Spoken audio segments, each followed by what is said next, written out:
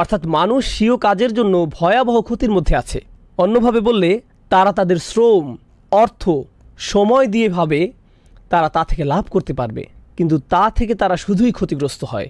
ইল্লা সলিহিন, সৎকর্মশীলগণ ব্যতীত, ওয়াহদাহুম, কেবলমাত্র তারাই, আল্লাহুম্মা জাআলনা মিনহুম, কেননা তারা হচ্ছে সেই মানুষ যারা দুনিয়ার চাকচিক্য উপভোগের বদলে আখিরাতকে কিনে নিয়েছে। সলিহিনরা এই ব্যবসায়ী করে। ফারাবিহু ওয়াসাইবু, তারাই লাভবান এবং তারা খুশি। আর যারাই তাদের শত্রু ছিল আর যারাই ব্যবসায়ের বিরোধী ছিল তারা ক্ষতির মধ্যে নিমজ্জিত থাকবে এবং হারিয়ে যাবে। এরপরে আমরা শাওকানির কিছু মন্তব্য দেখব। তিনি বলেন, প্রতিটি মানুষই প্রতিনিয়ত কেনাবেচার মধ্যে আছে, অর্থাৎ তারা একে অপরের সাথে বেশি লাভ করার প্রতিযোগিতায় আছে এবং তারা একে অপরের উপরে ওঠার প্রতিযোগিতায় আছে, তারা এর মধ্যে ডুবে আছে। আর আপনারা খেয়াল করলে দেখবেন এরকম কিছু আমরা সূরা তাকাসুরে পড়েছিলাম। এই তাফসীরটি সূরা তাকাসুরের সাথে মিল আছে। সে তার সময় ব্যয় করেছে। আমর দিয়ে এখানে বয়সের বিভিন্ন সময়কাল বোঝানো হয়েছে। যৌবন একটি সময়কাল, প্রাপ্তবয়স্ক একটি সময়কাল, মধ্য বয়স, শেষে বৃদ্ধকাল। সে তার পুরো জীবন সব সুযোগ দুনিয়ায় ব্যয় করেছে। লাফিনুক্স, পুরোটাই ক্ষতির মধ্যে। ওয়াসারফাল আমার ফি আমাল দুনিয়া লাফিনুক্স, তার সবই ক্ষতির মধ্যে। অদলাল, এবং অপচয়। আনিল হাক হাত্তা ইয়ামুত, সে মৃত্যু পর্যন্ত সত্য থেকে বিচ্যুত হয়েছে এবং পুনরুত্থিত হয়েছে। অকিলাল মুরাদ বিল ইনসান আল কাফির, আমরা এটা আগেও আলোচনা করেছি, কিন্তু এখানে মুফাসসিরদের মন্তব্যও দেখতে পাচ্ছি। এখানে বলা হয়েছে এই সূরায় আল ইনসান শব্দটি দিয়ে কাফিরদের বোঝানো হয়েছে। ইন্নাল ইনসানা লাফি খুসর, এটা দিয়ে কেউ কেউ বলেছেন এর অর্থ ইন্নাল কাফিরা লাফি খুসর অকিলা জামাতুল মিনাল কুফার। বলা হচ্ছে এখানে কাফিরদের একটি গ্রুপকে বোঝানো হচ্ছে। অহমুল গনি আল মুগিরা, আল আস বিন ওয়াইল, ওয়াল আসওয়াদ বিন আব্দুল মুত্তালিব। অন্যরা বলছেন না, এটা হচ্ছে রাসূল সাল্লাল্লাহু আলাইহি সাল্লামের জীবদ্দশায় কাফিরদের একটি বিশেষ গ্রুপ, যেমন ওয়ালিদ বিন মুগিরা, আস ইবনে ওয়াইল, আসওয়াদ বিন আব্দুল মুত্তালিব লাআনাহুমুল্লাহ, যাদের এককভাবে এই সূরায় বোঝানো হয়েছে। তবে শাওকানি রাহিমাহুল্লাহ বলেন এই দুইটি অর্থের মধ্যে প্রথম অর্থটি গ্রহণযোগ্য। স্বাভাবিকভাবে কাফির বোঝানোই এখানে উদ্দেশ্য। আবার এই মন্তব্যের সমালোচনাও আমরা দেখতে পাই। ওয়াকাল আল আখশাফ ফি খুসরি ফি হালক, আখফাশ রাহিমাহুল্লাহ বলেন যখন আল্লাহ বলেন ফি খুসুর, সে ক্ষতির মধ্যে আছে, তিনি বুঝিয়েছেন সে ঘোরের মধ্যে আছে। হালাকা, হালাকা শব্দের অর্থ করুণ মৃত্যু। একটি হলো মউত বা মৃত্যু, কিন্তু হালাকা হলো করুণ মৃত্যু, যেমন অ্যাক্সিডেন্টি মৃত্যু, এমন অপঘাতের মৃত্যু, অর্থাৎ সে নিজেকে এমন করুণ পরিণামের দিকে নিয়ে যায়। অকল আল ফাররা উকুবা, ফারা বলেন এটা হচ্ছে নিষ্ঠুর পরিসমাপ্তি। উকুবা অর্থ এমন সমাপ্তি যেটা দেখে অন্যরা ভয় পেয়ে যায়, অর্থাৎ এমন মৃত্যু যা দেখে অন্যরাও সতর্ক হয়ে যায়। অন্যের উকুবা, যেটা দেখে আপনি নিজেকে সেখানে দাঁড় করান, তার সাথে যা হয়েছে তা যেন আপনার সাথে না হয়, এটাই হচ্ছে উকুবা। এরপর ইবনে জাইদ রাহিমাহুল্লাহ বলেন লাফি শার, লাফি খুসির দিয়ে এখানে লাফি শার বোঝানো হয়েছে, মানে সে শয়তানিতে ডুবে আছে, কেননা মানুষ শয়তানি কাজের মাধ্যমে মূলত চূড়ান্ত ক্ষতির মধ্যে পড়ে যায়। আস-সাকিত রাহিমাহুল্লাহর মন্তব্য দেখি। আস-সাকিত রাহিমাহুল্লাহ বলেন আল ইনসান শব্দটি এক বচনের হলেও এটা দিয়ে স্বাভাবিকভাবে পুরো মানব জাতিকে বোঝানো হয়েছে। এরপর আমরা ইমাম ইবনে তাইমিয়া রাহিমাহুল্লাহর খুবই মূল্যবান একটা মন্তব্য দেখতে পাই। এমনকি এটা এতই শক্তিশালী যে এটা মুফতি মুহাম্মদ শফি তার উর্দু তাফসির মাআরিফুল কোরআনে উল্লেখ করেছেন। এটা বাংলাতে অনুদিত হয়েছে, তবে এর অনুবাদটি খুবই উচ্চমানের হয়নি। আপনারা যারা উর্দু পড়তে পারেন চেষ্টা করবেন উর্দুতে পড়তে, কিন্তু যারা উর্দু জানেন না তারা অন্তত এর অনুবাদটি পড়তে পারেন। ইবনে তাইমিয়া রাহিমাহুল্লাহর এই মন্তব্যে এমন কি আছে যে আমি আপনাদের এভাবে পড়তে বলছি? তিনি বলেছেন মানুষ দুটো বিষয়ের কারণে দিনের সত্যতা স্বীকার করতে চায় না। দুটি বিষয়ের কারণে মানুষ নিজেদের বাঁচাতে পারে না। তাহলে কয়টি বিষয় আছে যাতে আপনি নিজেকে বাঁচাতে পারেন না? দুইটি বিষয়। সেগুলো হলো আমরা কোরআনে পাই আল্লাযীনা আমানু ওয়া আমিলুস সলিহাত, এরপরে কি আমিলুস সলিহাত, এটা আমরা কোরআনের সবখানে পাই, তাই না? তারা বিশ্বাস করে এবং কাজ করে, তারা বিশ্বাস করে এবং কাজ করে। যদিও আমরা এটা এখনও বিস্তারিত আলোচনা করিনি। আল্লাহ ঈমান দিয়ে কী বুঝিয়েছেন, আল্লাহ সৎ কাজ দিয়ে কী বুঝিয়েছেন, এটিকে আমরা মৌলিক শব্দ হিসেবে ব্যবহার করি। এটা এখন প্রচলিত বাক্য হয়ে গিয়েছে। মূলত এটাই হলো ইবাদতের রাস্তা, নিজেকে বাঁচানো এবং আখিরাতে সফল হবার এটাই পথ। প্রথমটি ঈমান, দ্বিতীয়টি সৎ কাজ। ইবনে তাইমিয়া রাহিমাহুল্লাহ বলেন মানুষের সামনে দুটি বাধা আছে, যে জন্য তারা ঈমান ও সৎ কাজ থেকে নিজেদের নিমিত্ত রাখতে পারে না। সেই দুটি বিষয় কি? তিনি বলেন একটি হচ্ছে শুবহাত, অপরটি হচ্ছে শাহাওয়াত। এগুলোর অর্থ কি? শুবহাত অর্থ সন্দেহ, শাহওয়াত অর্থ আকর্ষণ, কামনা। তাহলে তিনি যে দুটি বিষয়ের কথা বলছেন যেগুলো মানুষকে সত্য স্বীকার করতে দূরে রাখে, সেগুলো হলো সন্দেহ ও আকর্ষণ। তিনি এ দিয়ে কি বুঝেছেন? দেখুন, আপনি যখন কাউকে এই দিনের দাওয়াত দেন, আপনি মূলত তাদের অনেক কিছু ছাড় দেওয়ার কথা বলছেন। সত্যি আপনি তাদের অনেক কিছু ছেড়ে দেওয়ার কথা বলছেন, অনেক কিছু ছাড় দেওয়ার কথা বলছেন। কলেজে আমার একজন বন্ধু ছিল, বিশাল দেহি, ফুটবল খেলতে ভালোবাসতো, আর আমরা ইসলাম নিয়ে সবসময় আলোচনা করতাম। তো একদিন আমি বললাম, ভাই তুমি কেন ইসলাম কবুল করছো না? সে বলল, আমি মদটা ছাড়তে পারবো না বন্ধু, আমি সত্যি এটা পারবো না। এটা সত্যিই বেশ মজার। তার বাধাটা কোথায়? সে কিন্তু দ্বিধায় নেই, সন্দেহ তার বাধা নয়, সে এটাকে সত্য বলে মেনে নিয়েছে, আকর্ষণ তার জন্য বাধা। অন্যরা হয়তো বলবে, আমি পার্টি করা বাদ দিতে পারবো না, আমি মেয়েদের সঙ্গ বাদ দিতে পারবো না, আমি নেশা করা বাদ দিতে পারবো না, আমি এটা বাদ দিতে পারবো না, সেটা বাদ দিতে পারবো না। এগুলো সবই আকর্ষণ। একদিকে আমরা পাই যারা বলে এটা সত্য, কিন্তু নিষিদ্ধ জিনিসের প্রতি টান আমার এতই বেশি যে আমি এটা বাদ দিতে পারবো না, এটা একটা সমস্যা। অন্যদিকে আরও সমস্যা আছে, এমন অনেকে আছে যারা আসলেই এর সত্যতার ব্যাপারে সন্দিহান, যারা আসলে এর সত্যতার ব্যাপারে সন্দিহান। তুমি কিভাবে জানলে যে তোমার ধর্মই একমাত্র সঠিক? আরও অনেক ধর্ম আছে, সেগুলো কি ভুল? সেই সব মানুষ কোথায় যাবে? তারা সবাই জাহান্নামে যাবে, এটাই তোমাদের বিশ্বাস? এটা আমি মানতে পারলাম না, আমি খুব বেশি চিন্তিত নই। কিভাবে এটা একমাত্র সঠিক পথ? আচ্ছা, যদি এটাই একমাত্র সঠিক পথ হয়ে থাকে, তাহলে কেন সবাই এটা মানছে না? এই ধরনের নানা প্রশ্ন তার মাথায় ঘুরতে থাকে। এভাবে তারা কিসের মধ্যে পড়ে যায়? সন্দেহে। এটাই হলো মানুষের সন্দেহের বাধা। এই দুইটির যে কোনো একটি অবশ্যই আপনাকে দিন থেকে দূরে রাখছে, এই দুইটির একটি। আর এখানে বলে রাখি, বেশিরভাগ মানুষের সমস্যা কিন্তু সন্দেহের নয়, বেশিরভাগ মানুষের সমস্যা হলো আকর্ষণ। এরপর তারা যখন আকর্ষণে পড়ে যায়, তখন শয়তান তাদের কাছে এসে নতুন ভাইরাস ছড়িয়ে দেয়, সেটা হলো সন্দেহ। তাই যখন আপনি তাদের দিনের দাওয়াত দেন, তারা বলে আমি সন্দেহে আছি, কিন্তু আসল সমস্যা তাদের সন্দেহে না, আসল সমস্যা কোথায়? আকর্ষণে। অন্যভাবে বললে, একটা হলো সাইকোলজিক্যাল সমস্যা, অপরটা হলো ইন্টেলেকচুয়াল সমস্যা। আপনি একে আত্মার সমস্যা বলতে পারেন, অন্তরের ব্যাধি, এটাই হলো আকর্ষণ। অন্যদিকে বুদ্ধিবৃত্তিক সমস্যা, মনের সমস্যা, এটা হচ্ছে সন্দেহ। বেশিরভাগ মানুষ বুদ্ধিবৃত্তিক সন্দেহের কারণ দেখায়, আসলে এটা সত্যি নয়, এটা আসলে বাইরের ঢাকনা, এটা খোলস। আসল সমস্যা হচ্ছে তাদের অন্তরে আকর্ষণ আছে, আর এই আকর্ষণ তারা ছাড়তে পারছে না। আর এটা তারা না ছাড়তে পেরে তারা সব ধরনের বুদ্ধিবৃত্তিক বাহানা দেয়। এমনকি আপনি যখন তাদের সব প্রশ্নের জবাব দেন, এতে সত্য উন্মোচিত হয়ে পড়ে, তারা না পেরে বলে, আমি পরিবর্তিত হতে চাই না, আমি এটা ছাড়তে চাই না। তারা এতটাই আটকে যায় যে তারা এখন এখান থেকে বের হতে পারে না। এখন কেন আমি এই মন্তব্যটিতে গুরুত্ব দিচ্ছি? দেখুন, সূরার শেষে আল্লাহ বলছেন, ইল্লাল্লাযীনা আমানু ওয়া আমিলুস সলিহাত। কিন্তু তিনি এখানে আরও দুটি বিষয়ের উল্লেখ করেছেন, ওয়াতাওয়াসাউ বিল হক ওয়াতাওয়াসাউ বিস সবর। ইবনে তাইমিয়া রাহিমাহুল্লাহ বলেন, ওয়াতাওয়াসাউ বিল হক, সত্য কোন জিনিসকে ধ্বংস করে? সন্দেহ। সত্যে সন্দেহের বিরুদ্ধে একটি অস্ত্র। তাহলে ওয়াতাওয়াসাউ বিল হক একটি বাধা দূর করে, তাহলে অন্য বাধাটি কি? শাহওয়াত, আকর্ষণ, কামনা। সেই আকর্ষণগুলির বিরুদ্ধে যুদ্ধ করার জন্য কেবল সত্য জানাই যথেষ্ট নয়, আর কি থাকতে হবে? সেগুলোর প্রতি ঝুঁকে না পড়ার সামর্থ্য, নিজেকে আটকানো, নিজেকে নিয়ন্ত্রণ করার ক্ষমতা। এটা কোথা থেকে আসবে? ওয়াতাওয়াসাউ বিস-সবর। দেখেছেন, এই দুইটি বাধা যেগুলো মানুষকে ঈমান ও সৎকাজ থেকে দূরে রাখে, সেগুলো এখানে ওয়াতাওয়াসাউ বিল হক ওয়াতাওয়াসাউ বিস-সবর কত সুন্দরভাবে ফুটে উঠেছে। এই মন্তব্যটি আমাদের জন্য খুব বেশি গুরুত্বপূর্ণ মনে হয়েছে আমার কাছে। এখন আমরা আরও কিছু মন্তব্য পড়ব, আমি আমার নোট থেকে আপনাদের এটা বলবো যাতে আমি কিছু মিস করে না ফেলে, ইনশাআল্লাহ তাআলা। প্রথম মন্তব্যটি কেবল এই আয়াতটি নিয়ে। দেখুন, এই দুইটি আয়াতে আল্লাহ সুবহানাহু ওয়া তাআলা খুবই কঠিন একটি বাস্তবতা তুলে ধরেছেন। এর মধ্যে একটি হলো, মানুষ তাদের নিজেদের সমস্যা নিয়ে নিজেদের আচ্ছন্ন করে রেখেছে। আল্লাহ বলেছেন মানুষ ক্ষতির মধ্যে আছে, তাই না? ক্ষতির কথা মাথায় আসলেই আমরা ভাবি জাহান্নামের আগুন বা বিচারের দিন ইত্যাদি ইত্যাদি। কিন্তু আল্লাহ যেভাবে এই পৃথিবীতে মানুষ সৃষ্টি করেছেন, আগে তিনি এই ব্যাপারে বলেছেন, আমরা এটা পড়েছি, লাকাদ খলাকনাল ইনসানা ফি কাবাদ। আমি মানুষকে দুঃখ কষ্টের মধ্যে সৃষ্টি করেছি। এমনকি কাফিররাও প্রচুর পরিশ্রম করে, তারা সপ্তাহে 40 ঘন্টা 50 ঘন্টা কাজ করে কোনো রকম জীবনযাপনের জন্য, কিছু উপার্জন করার জন্য। তাদের অবস্থাও এমনই। এটা কারো জন্যই খুব সহজ নয়। এই পৃথিবীতে অনেক অমুসলিমও ঠিকমতো খেতে পায় না, তাদের সন্তানরা না খেয়ে থাকে, তারা নানা ধরনের শোষণের শিকার হয়। এটা এমন নয় যে সব কাফিরদের জন্যই দুনিয়াটা জান্নাত, তারা দুনিয়াবি দিক থেকেও ক্ষতির মধ্যে আছে, তারা অনেক ধরনের সমস্যা আছে। কিন্তু আসল ব্যাপার কি জানেন? মানুষ যখন পুরোপুরি নিজেদের সমস্যায় নিজেদেরকে আচ্ছন্ন করে রাখে, তারা শুধুই নিজেদের কথা ভাবে, তখন তারা বৃহৎ ছবিতে নিজেদের দেখতে পায় না। তারা দেখতে পায় না যে তাদের এই সমস্যাটি আসল সমস্যার তুলনায় কোনো সমস্যাই নয়। আপনার মনে হয় এটা কোনো সমস্যা? এর চেয়ে অনেক বড় সমস্যা সামনে পড়ে আছে।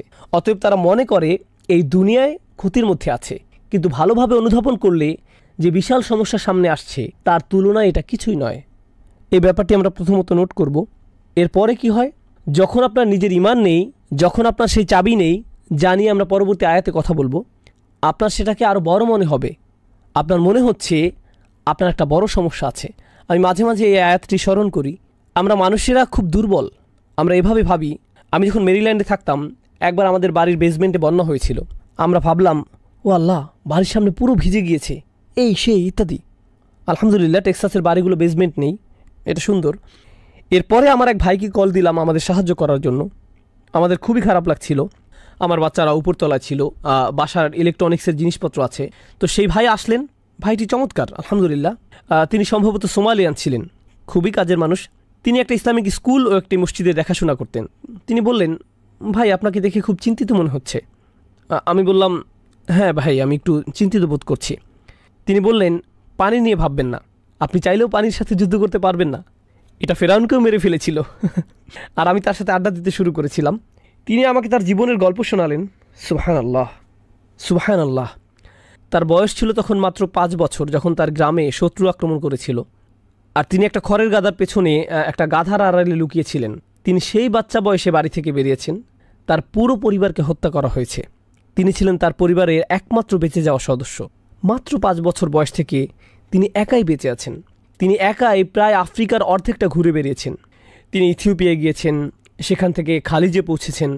তিনি একজন আলেমের সাথে কাজ শুরু করেন, কিছুটা ব্যবসা বাণিজ্য শেখেন, নিজে একজন ইঞ্জিনিয়ার হয়ে ওঠেন। অসাধারণ গল্প। আর যখন আমি তার গল্প শুনলাম, আমার মনে হলো, ভাই, আমার কোনো সমস্যাই নেই। আপনি আপনার নিজের সমস্যায় ডুবে থাকেন, আপনার সেটাকে অনেক বড় মনে হয়। এটা হলো মানুষের জন্য আরেকটি ক্ষতি। মানুষ নিজেদের সমস্যার দিকে তাকালে বুঝতে পারবে না সে যে সমস্যায় আছে তা অন্যদের সমস্যার তুলনায় কিছুই না। তার মধ্যে আল্লাহর প্রতি কৃতজ্ঞতা বোধ কাজ করবে না। আর যখন এমনটি হবে, মানুষ যখন প্রচণ্ডভাবে নিজেদের নিয়ে ব্যস্ত হয়ে পড়ে, তারা তাদের নিজেদের সমস্যা নিয়ে ব্যস্ত হয়ে পড়ে, তারা 3টি জিনিসের শিক্ষা থেকে বিমুখ হয়ে পড়ে। 3টি জিনিসের প্রতি আমি এখানে আলোকপাত করব। এর প্রথমটি হলো আল্লাহর সৃষ্টি থেকে পাওয়া শিক্ষা। তারা আল্লাহর সৃষ্টিগুলোকে চিহ্ন হিসেবে দেখে না, যা মানুষের জীবনের আসল উদ্দেশ্যের প্রতি স্মরণ করিয়ে দেয়। আপনার জীবনের আসল সমস্যাগুলো কি? টাকা পয়সার সমস্যা কোনো সমস্যাই না, স্বাস্থ্যগত সমস্যা কোনো সমস্যাই না। ইমানের সমস্যা আসলে অনেক বড় সমস্যা। তুলনা করতে চাইলে এটা অন্যান্য সমস্যার তুলনায় কোনো সমস্যাই না। আপনার হয়তো সামাজিক সমস্যা আছে, এটা কিছুই না। চাকরির সমস্যা কোনো সমস্যাই না। আমি শয়তানি করে বেড়াচ্ছি, নিজেকে বাঁচানোর জন্য আমাকে অবশ্যই ভালো কাজ করতে হবে। তুলনা করলে এটা অন্য সমস্যাগুলোর তুলনায় অনেক বড় সমস্যা। আর আল্লাহর আয়াত দেখে, আল্লাহর সৃষ্টি দেখে স্বাভাবিকভাবেই আপনার স্রষ্টার কথা মনে হতে হবে। আপনার মধ্যে কৃতজ্ঞতা বোধ জন্মাবে, আর আপনার জীবনের উদ্দেশ্যে স্মরণে আসবে। তারা এইসব সৃষ্টিকে একটা নিদর্শন হিসেবে দেখতে ব্যর্থ হয়। অন্যভাবে বললে তারা ইতিহাসের শিক্ষা নিতে জানে না। এটাই এই সূরায় বলা হয়েছে। যখন আল্লাহ বলেন ওয়াল আসর, আসর শব্দটি মনে করুন এমন সময় যা ফুরিয়ে যায়। আপনি যদি শুধু ইতিহাসের দিকে তাকান, দেখতে পাবেন কত শত মানুষ ব্যর্থ হয়ে চলে গিয়েছে। তাদেরও সফল হওয়ার জন্য সময় ছিল, আর তারা তাদের সময়ের সদ্ব্যবহার করেনি।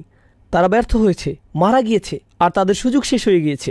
এরপর নতুন প্রজন্ম এসেছে নতুন সুযোগ নিয়ে, তারাও একইভাবে তাদের সময় হারিয়েছে, তারাও মারা গিয়েছে। আর এখন আমার সময় এসেছে, আমার সুযোগ আছে, আমি কোনোভাবেই এমন ভুল করব না যা আগের মানুষেরা করেছিল। তাই আল্লাহ বলছেন, আগের জাতি তাদেরকে দেয়া সুযোগ হারিয়েছে। আল্লাহ এখানে বিগত সব ঐতিহাসিক ঘটনাবলী কেবল একটি শব্দ ওয়াল আসর এটা দিয়ে তুলে ধরেছেন। সেটি হলো, যারা চূড়ান্ত ক্ষতির মধ্যে পড়েছে তারা সবাই নিজেদের সময়ের সদ্ব্যবহার করতে ব্যর্থ হয়েছে। তারা দেরি করে ফেলেছে। মিন কবলিয়া ইয়াতি আযাবিন আলিম, কোনো আযাব আসার আগেই সময়ের সদ্ব্যবহার করে নাও। আর সবশেষে ওহির নিদর্শনের ব্যাপারে বলবো, যখন আপনি নিজের সমস্যার ব্যাপারে বেশি চিন্তিত, আপনি কোরআনের দিকে তাকাতে ভুলে যান। আপনি ওহির প্রতি আগ্রহ হারিয়ে ফেলেন। আপনি রাসূলুল্লাহ সাল্লাল্লাহু আলাইহি সাল্লামের নির্দেশের কথা ভুলে যান। আমি কিভাবে আমার জীবন পরিচালনা করব, আমি সামনে কোন দিকে যাব। কারণ তখন আপনি শুধুমাত্র আপনার নিজের ক্যারিয়ার নিয়ে ভাবেন। আপনি নিশ্চয়ই রাসূল সাল্লাল্লাহু আলাইহি সাল্লাম থেকে কোনো ক্যারিয়ার টিপস বা প্রোগ্রামিংয়ের কোনো কথা শুনবেন না। আপনি কোরআন থেকে সেটা পাবেন না। কিন্তু আপনি যদি জানতে চান আমি কোথায় আমার সম্পদ খরচ করব, আমি কিভাবে আমার বাচ্চাদের বড় করব, প্রতিবেশীদের সাথে আমার কেমন আচরণ করা উচিত, বাবা মায়ের প্রতি আমার কি কর্তব্য রয়েছে, আপনি যদি এভাবে ভাবা শুরু করেন আমি কি কি ভালো কাজ করতে পারি, তাহলেই আপনি কোরআনের দিকে ফিরবেন, তাহলেই আপনি নবী করিম সাল্লাল্লাহু আলাইহি সাল্লামের দিকে ফিরবেন। সুতরাং এরকম নিজেদেরকে নিয়ে ব্যস্ত থাকা ব্যাপারটাই মানুষের জন্য একটা ক্ষতি। এরপর শাহ ওয়ালিউল্লাহ দেহলভী রহমাহুল্লাহর একটা অসাধারণ উক্তি আপনাদের সাথে শেয়ার করব। এটা সূরা আসরের ব্যাপারে। এই আয়াতে আসর শব্দটির সাথে মানুষের ক্ষতির সম্পর্ক নিয়ে শাহ ওয়ালিউল্লাহ দেহলভী রাহিমাহুল্লাহ কোরআনের কিছু আয়াতের জন্য একটা বিশেষ শব্দ ব্যবহার করেছেন। তিনি এটাকে বলেন আত-তাযকির বি আইয়ামিল্লাহ, আল্লাহর দিনগুলোর মাধ্যমে স্মরণ। আল্লাহর দিন কোনগুলো? যেদিন তিনি মানুষকে সৃষ্টি করেছেন, যেদিন তিনি নবীজি সাল্লাল্লাহু আলাইহি সাল্লামের উপর কোরআন নাজিল করেছেন, বদরের দিনটি, যেদিন নূহ আলাইহিস সালামের বিরোধীদের উপর বন্যা হয়েছিল, যেদিন পানি দ্বিখণ্ডিত হয়েছিল, যেদিন ফেরাউন ধ্বংস হয়েছিল, যেদিন মূসা আলাইহিস সালাম আল্লাহর সাথে কথা বলেছিলেন, ইত্যাদি ইত্যাদি। এগুলো হলো মানব ইতিহাসের অনন্য কিছু দিন, আর আল্লাহ এই দিনগুলোকে কোরআনে উল্লেখ করেছেন, তাই না? নিশ্চয়ই ভবিষ্যতে এমন আরও অসাধারণ কিছু হতে যাচ্ছে। বিচারের দিন, যেদিন বিশ্বাসীরা তাদের স্রষ্টাকে দেখতে পাবে। এগুলো হলো সময়ের মধ্যে কিছু গুরুত্বপূর্ণ সময়। আর ওয়ালা আসর বলার মাধ্যমে এবং সেই সতর্কবাণী থেকে বাঁচার উপায় হলো আমরা যদি শুধু সেই দিনগুলো স্মরণ করি, আর সেগুলোই আমাদের নিজেদের বাঁচানোর জন্য যথেষ্ট হবে, সব কিছু ঠিক রাখার জন্য যথেষ্ট হবে। এটাই ছিল শাহ ওয়ালিউল্লাহ দেহলভী রাহিমাহুল্লাহর মন্তব্য। আর সবশেষে হাবিবুদ্দিন ফারাহির একটা চমৎকার মন্তব্য পড়তে চাই। তিনি বলেন, এই সূরার অন্যতম একটা শিক্ষা হলো, মানুষ যখন কোথাও ঘুরতে যায়, আপনি হয়তো কোনো ঐতিহাসিক জায়গায় গেলেন, মানুষ চীনের মহাপ্রাচীর দেখতে যায়, অথবা রোমের কোনো প্রাচীন নিদর্শন দেখতে যায়, কিংবা আলজেরিয়ায় রোমান সাম্রাজ্যের সেই অসাধারণ দুর্গ ও জাহাজ দেখতে যায়। মানুষ এগুলো দেখতে যায়, সেখানে গিয়ে তারা হাসি মুখে এগুলোর সাথে ছবি তুলে। কিন্তু এইসব নিদর্শন আসলে কিসের চিহ্ন? এগুলো ধ্বংস হওয়া জাতির চিহ্ন। কোনো কবর হলো একজন মানুষের মৃত্যুর চিহ্ন, কিন্তু সেই স্মৃতিচিহ্নগুলো একটি জাতির মৃত্যুর চিহ্ন। চিন্তা করে দেখুন, এগুলো হলো একটি পুরো জাতির কবর। সুতরাং আপনি যখন এগুলো দেখতে যান, আপনার স্মরণ করা উচিত কিভাবে এই লোকগুলো তাদের সময়কে কাজে লাগায়নি, আর তাদের সময় চলে গিয়েছে। তারা নিজেদের যত বড় শক্তিশালী ভাবুক না কেন, সময় হলো এমন শত্রু যাকে আপনি হারাতে পারবেন না। আপনি পৃথিবীর সমস্ত অস্ত্র দিয়েও এটা হারাতে পারবেন না, একে কোনোভাবেই আপনি হারাতে পারবেন না, তাই না? আর বিশ্বের এই সকল পরাশক্তি যারা ভাবে কে আমাকে ঠেকাতে পারবে, এমনকি আল্লাহ বিচারের দিনে তাদের বলবেন, তোমরাই কি তারা নও যারা গর্ব করতো? মা লাকুম মিন জাওআন আলাম তাকুনু আকসামতুম মিনকুম, তোমরাই তো তারা যারা আগে প্রায়ই বলতে যে তোমাদের কোনো ধ্বংস আসবে না, আমরাই হব নাম্বার ওয়ান, কেউ আমাদের হারাতে পারবে না। আসলে সময় তোমাদের হারিয়ে দিয়েছে। তিনি বলেন, প্রাচীন নিদর্শন দেখতে গেলেও সূরা আসরের কথা স্মরণ হওয়া উচিত। অতএব কেউ যদি কোনো ঐতিহাসিক জায়গায় ভ্রমণে যায়, তাহলে সে যেন বলে ওয়াল আসর ইন্নাল ইনসানা লাফি খুসর। বুঝতে পারছেন? সুবহানাল্লাহ। এটা ছিল এই ব্যাপারে সর্বশেষ মন্তব্য। এখন আমরা ক্ষতি নিয়ে কিছু ব্যাপারে জানব। আসলে বেশিরভাগই ইতিমধ্যে আলোচনা করা হয়েছে, কিন্তু এই পৃথিবীতে মানুষের দুর্ভোগ নিয়ে আমি একটু আলোচনা করতে চাই। আমরা ক্ষুধার্তদের কষ্ট, শোষিতদের দুর্ভোগ, দিন মজুররা কতটা কষ্ট করে তা নিয়ে আলোচনা করছি। আমরা মানুষেরা অন্য প্রাণীদের তুলনায় বেশি কষ্ট করি। চিন্তা করে দেখুন, শারীরিক কষ্টের বাইরেও আমাদের মানসিক কষ্ট আছে। কোনো সিংহ তার নাতি নাতনি নিয়ে ভাবে না, তার সেই বোধ নেই, সে এটা নিয়ে ভাবে না। পাখিরা তাদের অন্যান্য আত্মীয়স্বজন নিয়ে ভাবে না, তারা তাদের বাচ্চাদের নিয়ে কিছুদিন ভাবে, এরপর তারা তাদের মতো চলে। শুনে মনে হচ্ছে যে এটা আধুনিক সোসাইটির মতোই, তাই না? সাধারণভাবে যখন আপনার বাচ্চা কষ্ট পায়, আপনিও কষ্ট পান, তাই না? হয়তো আপনার বাচ্চার চেয়েও বেশি। এমনকি মানসিক কষ্ট মাঝে মাঝে শারীরিক কষ্টের চেয়েও বেশি হয়। আপনি হয়তো ভাবছেন, আর এগুলো হলো গরিব দুঃখীদের কষ্ট, ধনীদের ব্যাপারটি কেমন? তারা কি সুখী জীবন কাটায়? আসলে মোটেই তা নয়। বিশ্বের ধনী দেশগুলোতে আত্মহত্যার হার সবচেয়ে বেশি, এমনকি আমেরিকাতেও। দেশের সবচেয়ে ধনী অঞ্চলগুলোতে আত্মহত্যার হার বেশি। যে দরিদ্র কৃষক হয়তো দিনে 2 বেলা ঠিকমতো খেতে পায় না, রাতে শান্তির ঘুম দেয়, কিন্তু যার কোটি কোটি টাকা আছে, তার হয়তো 6টা বেডরুম আছে, যেখান থেকে সে বাছাই করবে কোথায় সে ঘুমাবে, সে রাতে ঘুমাতে পারে না, তার অ্যান্টি ডিপ্রেশনের ওষুধ খেতে হয়, সে মানসিকভাবে মরে যাচ্ছে। অতএব সবাই কোনো না কোনো ক্ষতির মধ্যে আছে, সবাই কোনো না কোনো সমস্যা আছে, প্রত্যেকেরই আছে। আর আল্লাহ আজ্জা ওয়া জাল্লা এই সূরায় কেবলমাত্র চূড়ান্ত ক্ষতির থেকে বাঁচার ভরসা দেননি, যা হলো আখিরাত। আখিরাত হলো চূড়ান্ত ক্ষতি, জাহান্নামের আগুন। আল্লাহর সামনে দাঁড়িয়ে আপনার নিজের কাজের বর্ণনা দেয়া, সেটাই হলো চূড়ান্ত ক্ষতি। বরং তিনি এই দুনিয়ায় কিভাবে ক্ষতি থেকে বাঁচা যায় সেটাও বলে দিয়েছেন। কিভাবে ডিপ্রেশন থেকে বাঁচা যায়, কিভাবে অস্বস্তি থেকে বাঁচা যায়, কিভাবে ভয় শোষণ থেকে বাঁচা যায়, তিনি আমাদেরকে এই সব কিছুর সমাধান দিয়েছেন এই আয়াতে। ইল্লাল্লাযীনা আমানু ওয়া আমিলুস সলিহাত। আমরা যখন এই সমাধানটি ভালোভাবে বোঝার চেষ্টা করব, এটা শুধু আখিরাতের সমাধান নয়, এটা দুনিয়ারও সমাধান। কারণ দিন শেষে মানুষের চরম ক্ষতি আখিরাতে হলেও দুনিয়াতে অনেক ক্ষতি হয়ে থাকে, এখানেও ক্ষতি হয়। আর আল্লাহ তাআলা এই অনন্য সূরাটিতে দুটি সমাধানই একসাথে দিয়েছেন। আল্লাহ তাআলা বলেন, ইয়া আইয়ুহাল ইনসান ইন্নাকা কাদিহুন ইলা রাব্বিকা কাদহান ফামুলাকিহ। অসাধারণ আয়াত। ওহে ভুলমনা মানুষ, তুমি ধীরে ধীরে এগিয়ে যাচ্ছ, তুমি ক্রমশই এগিয়ে যাচ্ছ। তুমি এটা পছন্দ করো বা না করো, তুমি ক্রমশই আল্লাহর দিকে এগিয়ে যাচ্ছ, আর তুমি অবশ্যই তার সাথে সাক্ষাৎ করবে। তুমি যাই ভাবো না কেন, তুমি এর কোনো প্রস্তুতি নিয়েছো বা নাওনি, তুমি গুরুত্ব দাও বা না দাও, তুমি এটা শুনতে চাও কিংবা না চাও, প্রতি মুহূর্তেই তুমি তার সাথে দেখা করার দিকে এক ধাপ করে এগিয়ে যাচ্ছ। প্রতিটি দিন পার হচ্ছে আর তুমি তার সাথে দেখা করার জন্য একটু একটু করে এগিয়ে যাচ্ছ। তুমি পাপের মধ্যে তোমার জীবন কাটাতে পারো, পার্টি করে তোমার সময় কাটাতে পারো, যেন কোনো আগামীকাল নেই।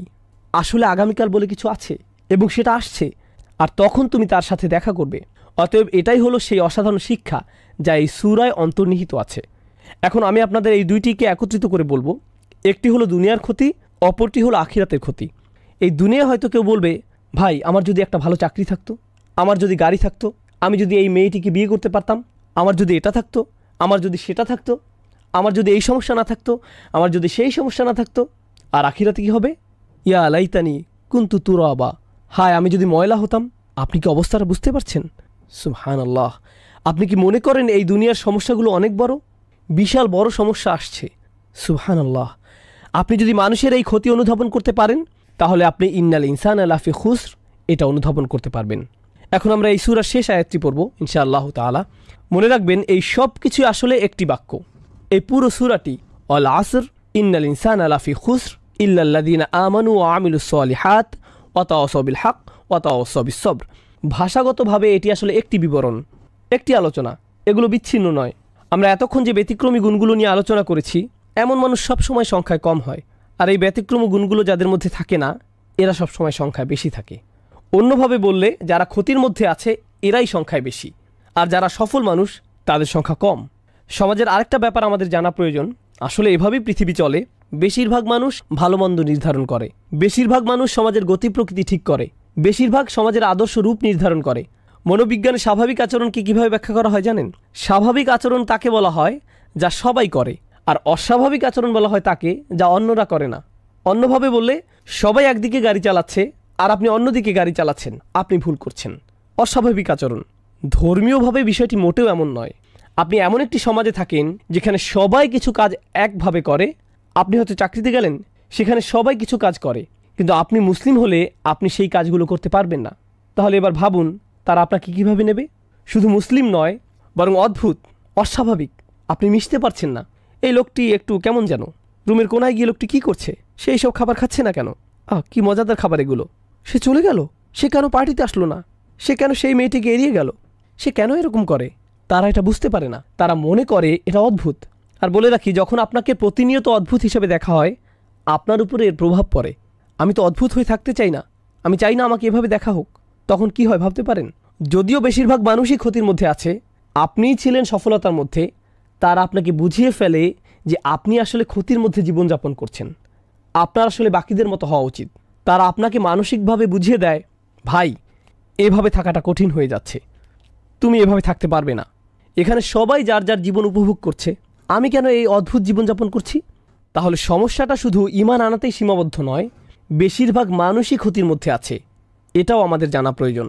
কারণ বেশিরভাগ মানুষের একটা শক্তি আছে। আমার শিক্ষক মাঝে মধ্যে স্রোতের অনুকূলে সাঁতার কাটার একটা উদাহরণ দিতেন।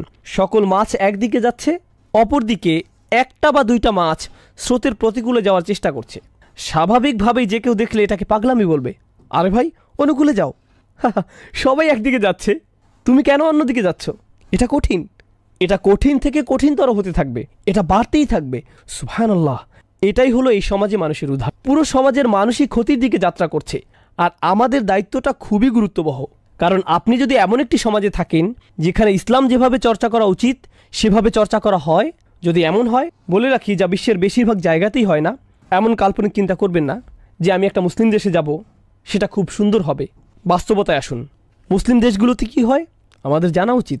যদি এমন হয়, আর ইনশাআল্লাহ তাআলা এমনটাই হবে, আল্লাহ আমাদের দিনকে প্রতিষ্ঠিত করবেন। আপনি যদি এমন কোনো সমাজে বাস করতেন, তখন আল্লাহর আনুগত্য করাটা সহজ হতো, কারণ সমাজের বেশিরভাগ মানুষ এটা করত। তখন কেবল আপনি করতে পারতেন তাই নয়, এটা করাটা আপনার জন্য সহজ হতো। কিন্তু এই সমাজে আল্লাহর আনুগত্য করাটা অপেক্ষাকৃত কঠিন, কারণ বেশিরভাগ মানুষ আল্লাহর নাফরমানি করছে। সমাজ আল্লাহর অবাধ্যতায় লিপ্ত। এমনকি হয়তো এটা শুধু সমাজেই নয়, হয়তো এটা আপনার পরিবারের ক্ষেত্রেও সত্য। আপনার পরিবারের বেশিরভাগ মানুষ হয়তো ক্ষতির দিকে এগিয়ে যাচ্ছে, আর আপনি নিজেকে সেখান থেকে বাঁচাতে চাইছেন। তারা হয়তো বলবে, তুমি কেন দিন দিন একটা অপদার্থে পরিণত হচ্ছ? উল্টো হয় তারাই আপনাকে ব্যর্থ বলবে। কিছুটা হাস্যকর, কারণ আসলে তারাই ব্যর্থতার দিকে যাত্রা করছে। সুবহানাল্লাহ। এটা একটা অসামান্য চিত্র যার প্রতি আমাদের নজর দেওয়া উচিত, যা এই আয়াতে ব্যতিক্রম হিসেবে তুলে ধরা হয়েছে। ইল্লাল্লাযীনা আমানু ওয়া আমিলুস সালিহাত ওয়া তাওয়াসাউ বিল হক ওয়া তাওয়াসাউ বিস সবর। এই ব্যাপারে প্রথমেই যা বলবো তা হলো, যখন আল্লাহ মানুষের কোনো ক্ষতির কথা বলেন সেখানে একবচন ব্যবহার করা হয়, আল ইনসান।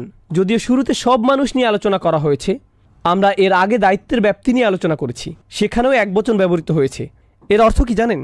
দিন শেষে আপনি ভাবতে পারেন আপনি সমাজের অনুসরণ করছেন, আপনি সমাজের অনেককে আপনার সাথে পাবেন, আপনার পরিবার আপনার সাথে আছে, আপনার গোত্র আপনার সাথে আছে, আপনার দেশ আপনার সাথে আছে, কিন্তু যখন আপনার কোনো ভুলের ক্ষতিপূরণ দিতে হবে কেউই আপনার সাথে থাকবে না, আপনি নিজেই এর ক্ষতিপূরণ দিবেন। মানুষ সমাজ অনুসরণ করে, কিন্তু যখন সময় আসবে অতাকাত্তাআত বিহিমুল আসবাব, সকল সুসম্পর্ক শেষ হয়ে যাবে। কিন্তু ব্যতিক্রমের কথা যদি ভাবেন, কিন্তু আল্লাহ বলেননি ইল্লাল্লাযীনা আমানা ওয়া আমিলা সলিহা ওয়া তাওয়াসাউ বিল হক ওয়া তাওয়াসাউ বিস সবর। না, তিনি এখানে একবচন ব্যবহার করেননি, তিনি এখানে বহুবচন ব্যবহার করেছেন। তাহলে আমাদের অবশ্যই একবচন থেকে বহুবচনের পার্থক্য বুঝতে হবে। আমরা এ থেকে যা বুঝতে পারি তা হলো, এই সামান্য কিছু মানুষ যারা সমাজের আর 10 জনের মতো নয়, তারা স্রোতের প্রতিকূলে চলে, তাদের বাঁচার একমাত্র উপায় হলো তাদেরকে একত্রিত হতে হবে, একসাথে মিলতে হবে। তারা আলাদা হতে পারবে না। এটা এমন পাতার মতো যা গাছ থেকে বিচ্ছিন্ন হলে মরে যায়। তাদেরকে অবশ্যই উম্মার সাথে একত্রিত হতে হবে। উম্মার একতা, বিশ্বাসীদের এর সাথে লেগে থাকে আমাদের বাঁচার উপায়, যা এই আয়াতে ফুটে উঠেছে। কারণ এখানে বহুবচন ব্যবহৃত হয়েছে। ঈমান এমন কোনো বিষয় নয় যা আপনি একা একা ধরে রাখতে পারবেন। ঈমান ভালো মানুষের সাহচর্যে উন্নত হয়, মনে করিয়ে দেওয়ার মাধ্যমে, কোনো উপদেশের মাধ্যমে, জামাতে নামাজ আদায় করার মাধ্যমে এটা উন্নত হয়। এগুলো সবই ঈমান তাজা করে, কারণ এগুলো আমরা একসাথে করি, এগুলো সবাই মিলে করি। তাই আমিলু এখানে শব্দটি খুবই চমৎকার। আল্লাহ তাআলা ব্যতিক্রমী গুণগুলো বহুবচনের মাধ্যমে বলেছেন। হয়তো আপনার মনে হতে পারে ঈমান হলো ব্যক্তিগত বিষয়। আচ্ছা, ভালো কাজ হয়তো আমরা একসাথে করতে পারি, তাওয়াসাউ বিল হক, তাওয়াসাউ বিস সবর, এগুলোতে অন্য মানুষের সহায়তা লাগে, কিন্তু ঈমান তো ব্যক্তিগত বিষয়। কিন্তু এমন কি ঈমানকেও আল্লাহ তাআলা সামষ্টিক কাজ বলেছেন। এ থেকে আমরা যা বুঝতে পারলাম, আপনি যদি মনে করেন আপনার ঈমান আছে আর আপনার সমাজের কোনো কর্তব্য নেই, মসজিদের জন্য কর্তব্য নেই, আপনি মসজিদের ইমামের কাছ থেকে প্রতিদিন বয়ান শুনেন না, আপনার আশেপাশে ভালো পরামর্শ দেওয়ার মতো ভাই বা বোন নেই, তাহলে আপনার অবশ্যই ঈমানের ঘাটতি দেখা দিবে। আর যারা মসজিদ থেকে নিজেকে বিচ্ছিন্ন করে রাখেন, আপনি নিজেই এটা টের পাবেন, হ্যাঁ আমার ভালো লাগছে না, আমার মসজিদে যাওয়া উচিত। এটা কিন্তু শুধু নামাজের জন্য না, আপনি হয়তো বাসায়ও নামাজ পড়েন, এটা হলো বিশ্বাসীদের সাহচর্য পাওয়ার জন্য। তারা একে অপরকে স্মরণ করিয়ে দেয়, তারা একসাথে নিজেদের ঈমান ভালো রাখে। দিন শেখার ক্ষেত্রেও এমনটি হওয়া উচিত। আপনি যদি বসে একটি আলোচনা শোনেন, আপনি হয়তো উপকৃত হবেন, কিন্তু যখন ভাই বোন মিলে একসাথে শুনবেন, এটা আসলে বেশি উপকার দেয়, এটা ঈমানকে বেশি তাজা করে। আপনি যদি দেখেন অনেক মানুষ একসাথে কোনো প্রোগ্রামে জমায়েত হয়েছে, এটাই একটা অনেক বড় প্রেরণা। ভাই, আমার এমন জায়গায় আরও বেশি আসা উচিত। আপনি হয়তো সেখানে কাউকে চেনেনও না ঠিকমতো। লা ইলাহা ইল্লাল্লাহর একটা শক্তি আছে, যেটা একে অপরকে মিলিয়ে দেয় আর শক্তি সঞ্চয় করে। এমন ভালোবাসা আর সহমর্মিতা আমাদের থাকা উচিত। তাহলে এটা হলো একবচন থেকে বহুবচনে যাওয়ার ব্যাপারটি। এখানে আরেকটি লক্ষণীয় ব্যাপার হলো ইল্লাল্লাযীনা আমানু। আল্লাহ আযজা ওয়া জাল্লা এই আয়াতে ঈমানের কোনো যোগ্যতার কথা বলেননি। আল্লাযীনা আমানু বিল্লাহি ওয়া মালাইকাতিহি ওয়া কুতুবিহি ওয়া রুসুলিহি ওয়া ইয়াউমিল আখিরি, কিছুই না। তিনি বলেননি তারা আল্লাহকে বিশ্বাস করে, বিচার দিনে বিশ্বাস রাখে, কিছুই না। তিনি শুধু বলেছেন তাদের ঈমান আছে। এরা কারা? এটা কেমন ঈমান? এখানে কোরআনের নিজস্ব দৃষ্টিভঙ্গিতে ঈমানের বিভিন্ন রূপ রয়েছে, যেগুলো শুনে বিশ্বাস করতে হয়। প্রথমত আমরা জানব ঈমানের কিছু ফল আছে সে সম্পর্কে। শুধুমাত্র ঈমানের ফলগুলো নিয়ে আপনি কিভাবে জানবেন যে আপনার ঈমানের স্বাদ কেমন লাগতে পারে? মূলত ঈমানের ফল হচ্ছে প্রশান্তি অনুভব করা। এর অন্তর হলো প্রশান্তি। আমরা পড়েছি যে মানুষ ক্ষতির মধ্যে ডুবে আছে। মানুষের কি কি ধরনের ক্ষতি হতে পারে? স্বাস্থ্যের ক্ষতি, সম্পদের ক্ষতি, প্রিয়জনকে হারানো, তাই না? এই দুনিয়ায় এই জাতীয় ক্ষতিই মানুষ সম্মুখীন হয়, অস্বস্তি লাগা। কিন্তু আপনার যদি ঈমান থাকে, তখন আপনি জানেন যে এই দুনিয়াটা চিরস্থায়ী নয়, এই দুনিয়াটা হলো ক্ষণস্থায়ী। আর আল্লাহ তাআলা আখিরাতে যা রেখেছেন তার তুলনায় এই দুনিয়াটা কিছুই না। মাতাউদ দুনিয়া ফিল আখিরাতি ইল্লা কলিল। না, আসলে হায়াতুদ দুনিয়া, এটা হবে মাতাউল হায়াতুদ দুনিয়া ফিল আখিরাতি ইল্লা কলিল। এটা সূরা তাওবায় আছে। তিনি বলেন এই দুনিয়ায় কি এমন আছে, আখিরাতের তুলনায় এর কার্যকারিতা কতটুকু? খুবই সামান্য। আপনি যদি সত্যি সত্যি এটা বিশ্বাস করেন, আপনার যদি এতে ঈমান থাকে, আপনার যদি ফামা উতিতুম মিন শাইইন ফামাতাউল হায়াতুদ দুনিয়া এতে ঈমান থাকে, আপনাকে যাই দেয়া হোক না কেন সেটা দুনিয়াবি জিনিস। এই আয়াতটিতে আল্লাহ বলেন তোমার যা আছে, না তোমাকে যা দেয়া হয়েছে, ফামা উতিতুম, তোমাকে যা দেয়া হয়েছে।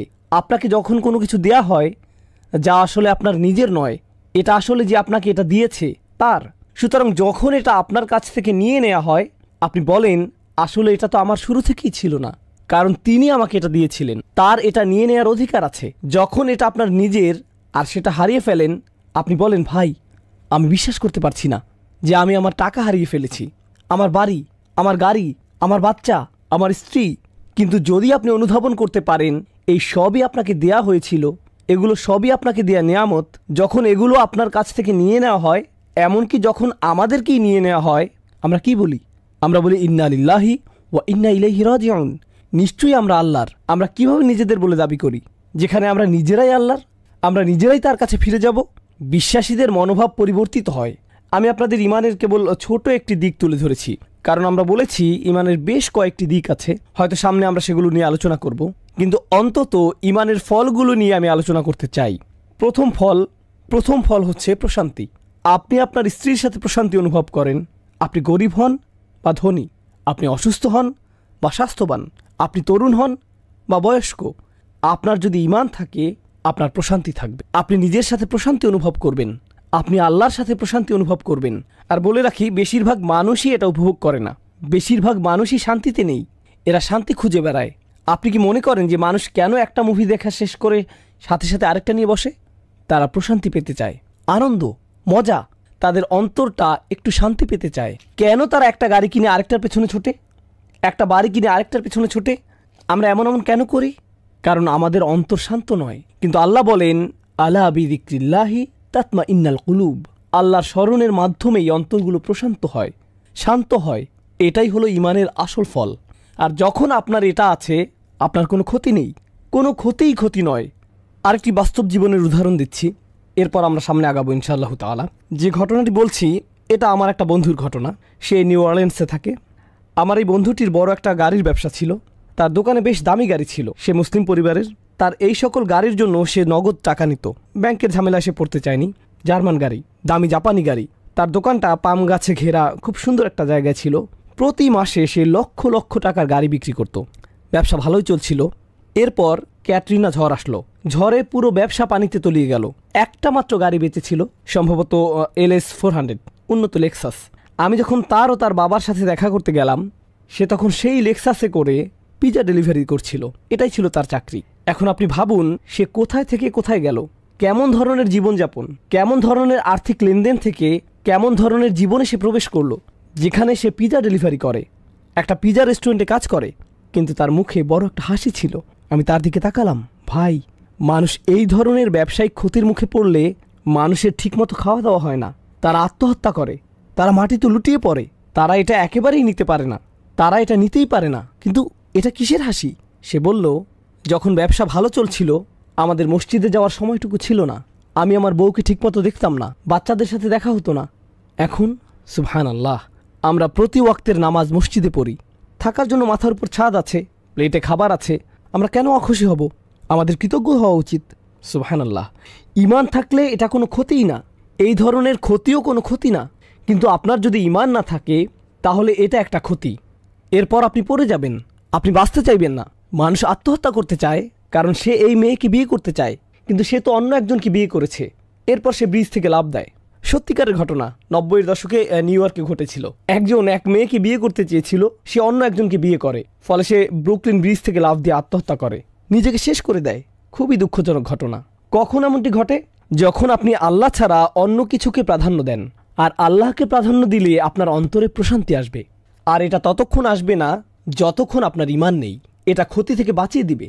ইল্লাল্লাযীনা আমানু, এটাই প্রথম বিষয়। এরপর আল্লাহ বলেন ওয়া আমিলুস সলিহাত।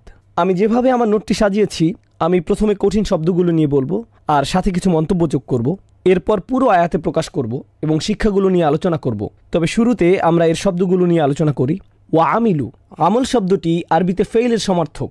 একটি হলো আমল, অপরটি হলো ফেল। আমল হলো সচেতনভাবে করা কোনো কাজ, কিন্তু ফেইল অসচেতনভাবে করা কোনো কাজ। উদাহরণস্বরূপ, আমি এখন শ্বাস নিচ্ছি, এটা আমল নয়, ফেইল। আমি হাঁটছি, এটা ফেইল হতে পারে, কারণ আমি প্রতি কদমে এটা নিয়ে ভাবছি না। আপনি হাঁটতে গেলে বলেন না, হে সামনে আগাই, আপনি এটা করেন না। এটা বলতে গেলে অসচেতনভাবেই করা কাজ। যখন আপনি চোখ খোলেন, সেটা কোনো আমল নয়, সেটা ফেল। কিন্তু যখন আপনি কারোর সাথে কথা বলেন, যখন আপনি কাজে যান, যখন আপনি গাড়ি চালান, যখন আপনি প্রয়োজনীয় জিনিসপত্র কেনেন, এগুলো সবই আমল। কারণ এগুলো সবই সজ্ঞানে সচেতনভাবে করা কাজ। আপনি এটা নিয়ে ভেবেছেন, তারপর করেছেন। সুতরাং এখানে আল্লাহ আজ্জা ওয়া জাল্লা আমাদের বুঝিয়েছেন আমাদের প্রত্যেকটি কাজের জন্য জবাব দিতে হবে, যা আমরা সচেতনভাবে করি। কারণ এগুলোই হলো আমাদের আচরণ। বলে রাখি, আমাদের দিনে সবার প্রতি অনুগ্রহ করা হয়েছে। এমন অনেক মানুষ আছেন যাদের নিজেদের সচেতনতার উপর কোনো নিয়ন্ত্রণ নেই। তারা নিজেদের বিবেচনা বোধ হারিয়ে ফেলেন, তাদের বিভিন্ন মানসিক সমস্যা থাকে। আমাদের দিনে তারা হলেন গায়রে মুকাল্লাফ, তাদেরকে তাদের আচরণের জন্য জবাব দিতে হবে না। কিন্তু আমল শব্দ দিয়ে সচেতনভাবে করা কাজ বোঝায়। আর এরপর এসেছে আমিলুস সলিহাত। সলিহাত শব্দটি মূলত একটি বিশেষণ। এটি সালাহা শব্দ থেকে এসেছে, যেটার অর্থ হলো মিলিয়ে দেয়া বা সংশোধন করা। এটা খুবই শক্তিশালী একটা শব্দ। এইটা দিয়ে দুইটা জিনিস বোঝায়। এখন আমার ভয় হচ্ছে সম্ভবত আমরা আজকে সূরা আসর শেষ করতে পারবো না। এরপরে আরও একটা সেশন লাগবে ইনশাআল্লাহ তাআলা, আরেকটি সেশন লাগবে। যাই হোক, আর সলিহাত শব্দটি মূলত একটি বিশেষণ। আল্লাহ বলেন তারা ভালো করে। সহজ অনুবাদ করলে ভালো। বাংলায় ভালো শব্দটি মূলত একটা বিশেষণ, আর বিশেষণের একটা বিশেষ্য প্রয়োজন হয়, ভালো কাজ।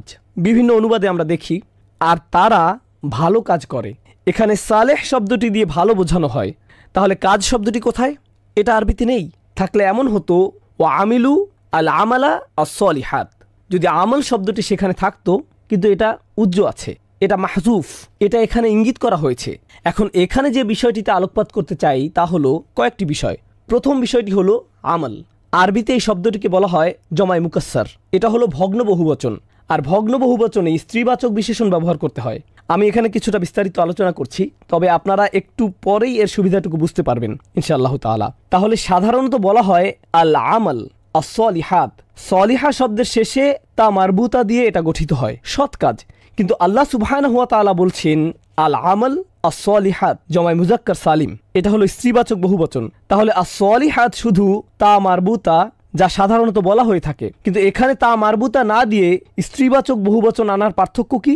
বালাগাতের দৃষ্টিকোণ থেকে এদের পার্থক্য হলো, আপনি যদি তা মারবুতা দিয়ে শব্দ গঠন করেন, তাহলে এটা দিয়ে অনেক অনেক কাজের কথা বোঝানো হয়। কিন্তু যখন আপনি স্ত্রীবাচক বহুবচন ব্যবহার করেন, তখন এটাকে জমায় কিল্লা হিসেবে ধরা হয়, সংক্ষিপ্তের বহুবচন। যখন আল্লাহ বলছেন আমি তোমাদের যে সৎ কাজ করতে বলছি তা অগণিত নয়, সেগুলো কয়েকটি। আমি তোমাদের কাছ থেকে অনেক বেশি কিছু চাচ্ছি না, তোমাকে শুধু অল্প কিছু ভালো কাজ করতে হবে। অন্যভাবে বললে, দিন আমাদেরকে আমাদের কাজের ব্যাপারে অসংখ্য অগণিত দিক নির্দেশনা দেয়নি। আল্লাহ আমাদের কাছ থেকে অল্প কয়েকটি বিষয় চেয়েছেন, আর আমরা সেগুলো করতেই ব্যর্থ হচ্ছি। আর এখানে as-সলিহাত শব্দের মধ্যে আমরা বুঝতে পারছি যে আল্লাহ আমাদের কাছ থেকে অল্প কয়েকটি বিষয় চেয়েছেন। এটা যদি as-সলিহা হতো, তাহলে এটা অনেক বেশি হতো, অলংকারিকভাবে অনেক বেশি কাজ হতো। সুবহানাল্লাহ। তাহলে সেই অল্প কয়েকটি বিষয় কি? মুহাররামাত, খুবই অল্প। আবশ্যিক কাজগুলো খুবই অল্প। এরপর আরও কিছু বিষয় আছে যেগুলো মুসলিম হিসাবে আপনার জীবনকে সৌন্দর্যমণ্ডিত করে। সেগুলো হলো নবীজি সাল্লাল্লাহু আলাইহি ওয়াসাল্লামের সুন্নাহ। এমন কিছু আচরণ আছে যা আপনার ব্যবহার, শিষ্টাচার, আচরণকে উন্নত করে তোলে, যেগুলো আপনার ঈমান আর তাকওয়াকে বাড়িয়ে তোলে। কিন্তু এর অন্তঃস্থলে অল্প কিছু বিষয় আছে যেগুলো আপনাকে অবশ্যই করতে হবে, এবং এমন অল্প কিছু বিষয় আছে যেগুলো আপনি অবশ্যই করবেন না। আর এগুলো খুব বেশি নয়, এগুলো এতই কম যে যে কোনো মুসলিম এগুলো জানে। আমাদের দিনের মূলে এত অল্প বিষয় রয়েছে যে যে কোনো মুসলিম জানে তার কি করা উচিত আর কি করা উচিত নয়। এমনকি যে লোক ইসলামের কিছুই জানে না, সেই লোকও জানে তার 5 ওয়াক্ত নামাজ পড়া উচিত। সেই লোকও জানে তার রমজানে রোজা রাখতে হবে। সেই লোকও জানে তার হজে যাওয়া উচিত। সেই লোকও জানে তার প্রতিবেশীর কাছে ইসলাম সম্পর্কে কিছু বলা উচিত, অন্তত তার ইসলাম সম্পর্কে কিছু বলা উচিত। সে হয়তো একটা সিডি দেয় বা একটা কার্ড দেয়, এই সাধারণ বিষয়গুলো সবাই জানে। এমনকি আপনি যদি একাডেমিক শব্দ নাও জানেন, এগুলো খুবই অল্প কয়েকটি। এটা হলো প্রথম বিষয় যা আমি এখানে উল্লেখ করতে চাই। তো সলিহাত নিয়ে দ্বিতীয় বিষয়টি হলো, আরবিতে আমরা বলি এই শব্দটিতে নুজুম ও তাআদ্দি রয়েছে। বাংলায় এটা দিয়ে বোঝানো হয়, আমি এখানে কিছু কঠিন শব্দ বলবো, তবে আমি আপনাদের জন্য এটা সহজ করে বোঝাবো। এই শব্দটি একই সাথে সকর্মক এবং অকর্মক ক্রিয়া। সলিহাত শব্দটি দিয়ে এখানে সকর্মক বোঝানো হতে পারে, যা আরবিতে বলা হয় তাআদ্দি বা মুতাআদ্দি, এবং অকর্মক বা লাজিম বা অনির্দিষ্ট লুজুম। এর মানে কি? এটা বোঝার সুবিধা হলো, সলিহাত দিয়ে কোনো কাজের বর্ণনা বোঝানো হতে পারে। সালেহ মানে হলো যা সংশোধন করে, তাহলে এগুলো হলো সংশোধিত কাজ। এগুলো সবই সংশোধিত ভালো কাজ, এমন কাজ যা মূলত ভালো এবং এর ফলাফলও ভালো। তখন এটা হবে লাজিম। কিন্তু যখন এটা মুতাআদ্দি, এর অর্থ কি হবে জানেন? যে এটা করে সে ভালো, অর্থাৎ এগুলো এমন কাজ যারা এটা করবে তারা ভালো। অন্যভাবে বললে এখানে সলিহাত দিয়ে কোনো কাজের বর্ণনা হতে পারে অথবা কোনো লোকের বর্ণনাও হতে পারে যে ভালো। আপনি একজন ভালো মানুষ হতে চান, ভালো কাজ করতে শুরু করুন, ভালো কাজ করুন, এমনিতেই আপনি একজন ভালো মানুষে পরিণত হবেন। এই সূরায় ভালো কাজকে ঔষধের মতো বলা হয়েছে, যা আপনাকে ক্রমশই ভালোর দিকে নিয়ে যায়। সুবহানাল্লাহ। সুতরাং কাজটি মূলত একটি ভালো কাজ এবং তা আপনাকে ভালো মানুষে পরিণত করে, এটা আপনাকে সংশোধন করে, এটা আপনাকে সারিয়ে তোলে। আর আপনি যতই এ থেকে দূরে যান আপনার অসুস্থতা ফিরে আসে, আর যতই আপনি এই ঔষধ নিতে থাকেন ততই আপনি সেরে ওঠেন। এটাই অসাধারণভাবে as-সলিহাত শব্দে ফুটিয়ে তোলা হয়েছে। আল্লাহ তাআলা চমৎকারভাবে একে চিত্রিত করেছেন, ইল্লাল্লাযীনা আমানু ওয়া আমিলু আস-সলিহাত। এরপর শেষের কিছু শব্দ, এগুলো তুলনামূলকভাবে বেশ কঠিন শব্দ। অতএব আমি এখানে আমার নোটের সাহায্য নেব এবং আজকের তৃতীয় সেশন শেষ করব ইনশাআল্লাহ তাআলা। ভাষাগত ব্যাখ্যার দিক বিবেচনায় তাওয়াসি শব্দটি ওয়াসাহু এবং আওসাহু শব্দের সমার্থক। কাউকে চাপ দেয়া, কাউকে আদেশ করা, বিকাদা, অমুক কাজ করা। উদাহরণস্বরূপ আমি যদি বলি ওয়াসাইতুকা বিসসালাহ, এর অর্থ আমি আপনাকে নামাজ পড়তে বলছি। আমি আপনাকে বলছি আপনার আসলে নামাজ পড়া উচিত। আমি শুধু আপনাকে বলছিই না, আমি আপনাকে বোঝাচ্ছি, অন্তর দিয়ে অনুধাবন করতে বলছি। আমি আমার সর্বোচ্চ চেষ্টা করছি। আমি এমনভাবে বলছি যাতে আপনার মনে হয় এই লোকটি যা বলছে তা আমার জন্য ভালো। কাউকে বলার এমন পদ্ধতি আছে যাতে আপনি নিজেই এর গুরুত্ব উপলব্ধি করবেন। হে, তুমি এখনও নামাজ পড়োনি, তোমার সমস্যা কি? এটা হলো নিজেকে উপরে রেখে অন্যকে নিচে নামানো। কিন্তু আপনি যদি কাউকে এমনভাবে বলেন যাতে তারা মনে করে এটা তাদের জন্যই ভালো, বুঝতে পারছেন? আমার মনে হয় সত্যিই তোমার এটা করা উচিত, আমার সত্যিই মনে হয় তোমার এটা বন্ধ করা উচিত, আমি তোমাকে নিয়ে ভাবি। আপনার কথার ধরন, এটাই হচ্ছে ওয়াসিয়া। শব্দগতভাবে ওয়াসিয়া অর্থ নিজের সম্পদ বিসর্জন দেয়া। আপনি কার জন্য নিজের সম্পদ ছেড়ে দেন? প্রিয়জনদের জন্য। সম্পত্তি হলো এমন জিনিস যা আপনি মারা যাওয়ার পর আপনার প্রিয়জনদের কাজে আসবে। কেউ যখন তার সম্পদ অন্য কাউকে লিখে দেয়, এটা দিয়ে বোঝা যায় তার খুব বেশি সময় বাকি নেই। তার এখনই লিখে দেওয়া উচিত, কারণ হঠাৎ তিনি মারা গেলে এই সম্পদের কি হবে? সুতরাং তিনি এই গুরুত্বপূর্ণ সম্পত্তি তার প্রিয়জনকে লিখে দেন। এই শব্দ দিয়ে এটাই বোঝানো হয়। এটা দ্বারা কিছুটা তাড়া করাও বোঝানো হয়। এটা এমন যেন আপনি কাউকে একটা সত্য বলতে চান, আপনার একটু তাড়া আছে, যেন আপনার বেশি সময় নেই, আগামীকালই আপনি চলে যেতে পারেন। তার চেয়ে আপনি এখনই সত্যটা বলে দেন, যা আপনার পক্ষে এখন সম্ভব। অনেক সময় এমন হয় যখন কেউ আপনার কাছে পরামর্শ চায় আর আপনি বলেন আমি জানি না তারা এটা কিভাবে নেবে, আমি জানি না আমার এটা বলা উচিত কিনা, তারা আমার কথাটা পছন্দ করবে না। প্রিয় বন্ধু, আমি যদি তোমাকে এই কথাটা বলি, আমরা আর বন্ধু হয়ে থাকতে পারবো না। তুমি হয়তো আমার সাথে আর কথা বলতে চাইবে না। আমি সময় মতো তোমাকে এটা বলবো, আর আপনি সেই সময়ের জন্য অপেক্ষা করতে থাকেন। সেই সময় আর কখনো আসে না। এটা সত্যি যে আমাদের ঠিক সময়ের জন্য অপেক্ষা করা উচিত, কিন্তু আমাদের কিছুটা তাড়াও থাকা উচিত। আর তাওয়াসাও শব্দে এই তাড়া থাকার ব্যাপারটি আছে। এই ব্যাপারটি প্রথমত জেনে নেওয়া প্রয়োজন। কাউকে বিপুল পরিমাণ সম্পদ দেওয়ার অর্থেও এটি ব্যবহৃত হয়। ওয়াসিয়া বলতে বোঝায় যখন আপনি কাউকে বিপুল পরিমাণ জমি লিখে দেন বা বিশাল বাড়ি, একটা বড় এলাকা। তাওয়াসি দিয়ে এটাও বোঝায়। তাই এটা দিয়ে ইঙ্গিত করা হয় আপনি কাউকে যা বলছেন তা নিঃসন্দেহে তার জন্য গুরুত্বপূর্ণ উপদেশ। তার জন্য এটা খুবই মূল্যবান সম্পদ যা আপনি তাকে দিয়েছেন। এটা সত্যিকার অর্থেই তার কাজে আসবে, বুঝতে পারছেন? তাহলে এটা হলো এর দ্বিতীয় অর্থ। আর সবশেষে তাওয়াসি শব্দটি বাবে তাফাউল থেকে এসেছে, যার অর্থ হলো আল ইশতিরাক। এর মধ্যে এমন কিছু বিষয়ের প্রতি ইঙ্গিত করা হয় যা আপনারা মিলিত হয়ে একে অপরের জন্য করে থাকেন। অর্থাৎ আপনি অন্যকে একটি সত্য বিষয় জানান এবং অপরজনও আপনাকে একটি সত্য জানায়। এই শিক্ষাটি আজ আমরা জানব। যখন আপনি কাউকে একটা ভালো উপদেশ দেন, মাঝে মধ্যে এমন ঘটে তারা আপনার দিকে তেড়ে আসে আর বলে, ও তাই, আর তুমি কি করো? তুমি আমাকে এটা করতে বলছো, আর আমি তোমাকে এটা করতে দেখেছি, ইত্যাদি ইত্যাদি। সে আপনাকে খোঁচা দেয়, আপনার দিকে তেড়ে আসে। এমত অবস্থায় স্বাভাবিক মানুষের প্রতিক্রিয়া হবে, ভাই, আমি তোমাকে একটা ভালো কথা বললাম আর তুমি আমাকে উল্টা কথা শোনাচ্ছ। এটা আমার ভালোর জন্য না, বরং তোমার ভালোর জন্য। কিন্তু তাওয়াসি দিয়ে তোমার ব্যাপার এবং আমার ব্যাপার দুটোই বোঝায়। সুতরাং সে যদি আপনার দিকে তেড়েও আসে, তাওয়াসাউ বিল হক এর শিক্ষা হলো এখানে আপনার উচিত হবে, আসলে ভাই তুমি ঠিকই বলেছ, আমার এটা নিয়ে সংশোধন হওয়া উচিত, এটুকুই আপনার বলা উচিত। এটাই হলো তাওয়াসাউ বিল হক এর শিক্ষা। এই শিক্ষাটি আমরা উমর বিন খাত্তাব রাদিয়াল্লাহু তাআলা আনহু থেকে পাই। একবার তিনি হাঁটছিলেন, পুরো ঘটনা না, সারমর্মটা বলছি। তিনি কোথাও যাচ্ছিলেন, তো পাশেই এক বাড়ির জানালা দিয়ে তিনি দেখতে পেলেন একজন লোক কিছু একটা পান করছে। তিনি তাৎক্ষণিক বাড়ির ভিতর ঢুকে গেলেন এবং লোকটিকে ধরে ফেললেন। হারাম। লোকটি বলল, আমি দেখতে পাচ্ছি আপনি 3টি হারাম কাজ করেছেন। 3টি হারাম কাজ। প্রথমত, আপনি অন্যের ঘরের ভেতরে তাকিয়েছেন। দ্বিতীয়ত, আপনি অন্যের ঘরে অনুমতি ছাড়াই ঢুকেছেন। তৃতীয়ত, আপনি কুধারণা করেছেন। আপনি কিভাবে জানলেন আমি মদ খাচ্ছি? ওমর বিন খাত্তাব বললেন, তুমি ঠিক বলেছ। এরপর তিনি চলে গেলেন। তিনি কিছুই বললেন না। কয়েক সপ্তাহ চলে গেল। তিনি একটি খুতবা দিচ্ছিলেন, আর সেই লোকটি সেই খুতবায় ছিল। সে পেছনের দিকে বসেছিল।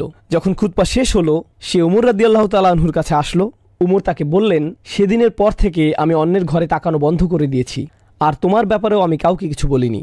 আর লোকটি বলল, সেদিনের পর থেকে আমিও মদ খাওয়া ছেড়ে দিয়েছি। এখানে আসল কথাটা হচ্ছে, আপনি কাউকে কোনো উপদেশ দেন এবং আপনি আশা করবেন সেও যেন আপনাকে উপদেশ দেয়।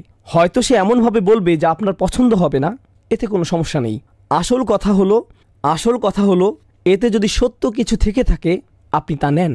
ওমর রাদিয়াল্লাহু তাআলা আনহু কিন্তু এটা বলেননি যে হ্যাঁ আমি জানি আমি ভুল করেছি, কিন্তু তুমিও তো ভুল করেছো, আমার সাথে আসো। না, তিনি শুধু সেটুকুই নিলেন। এটা থেকে কি বোঝা যায়?